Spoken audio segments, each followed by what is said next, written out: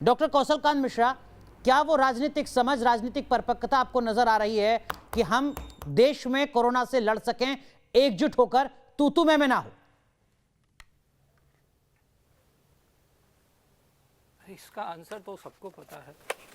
आप जिस तरह से बात करवा रहे हैं, मतलब सभी को मालूम है कि इसमें पॉलिटिक्स हो रही है। मैं एक चीज़ और कहना चाहूँगा, एक्चुअली सरकार कोई भी हो, पॉलिटिकल पार्टी कोई भी हो, हमारा सिस्टम हेल्थ का बहुत ही कमज़ोर था, है, और जब तक उस पर ध्यान दिया नहीं जाएगा तब तक रहेगा।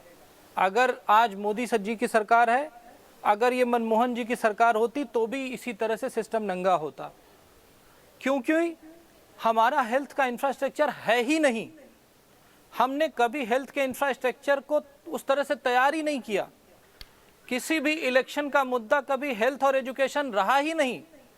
ना हमारे देश का वोटर कभी जाति और धर्म से ऊपर उठ करके उसने वोट किया, और ना ही नेताओं ने कभी जाति और धर्म के ऊपर उठ करके कोई राजनीति की।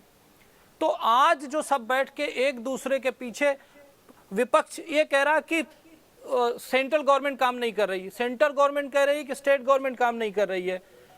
आप उस स्टेट को देखिए जहां पे सेंट्रल गवर्नमेंट और स्टेट गवर्नमेंट ये कॉमन गवर्नमेंट है, जैसे कि हम मान लेते हैं मध्य प्रदेश और उत्तर प्रदेश, और दूसरी गवर्नमेंट हम मान लेते हैं कि जैसे सेंट्रल गवर्नमेंट और राजस्थान और सेंट्रल गवर्नमेंट और महाराष्ट्र।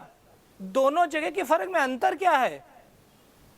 तो ये कहना कि पॉलिटिकल एक दूसरे से समझ नहीं है, एक दूसरे से अंडरस्टैंडिंग नहीं है, इस वजह से ये हो रहा है, ये बिल्कुल गलत है।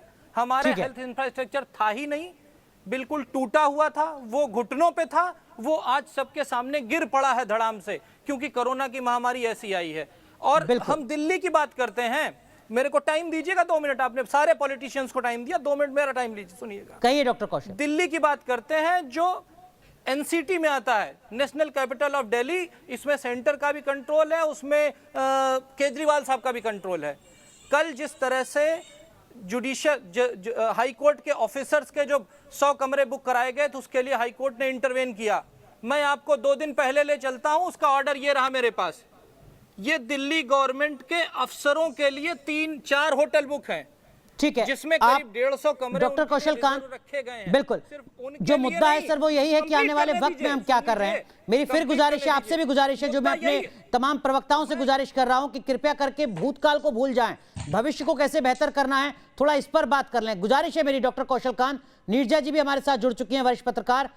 कौशल साहब, थोड़ा भविष्य की बात कर लें सर। आप जैसे एक्सपर्ट से, आप जैसे पैनलिस्ट से आने वाले वक्त की रणनीति पर अगर सुझाव लिए जाएंगे, चर्चा की जाएगी तो ज्यादा बेहतर होगा सर, कुछ जिंदगियां बच जाएंगी।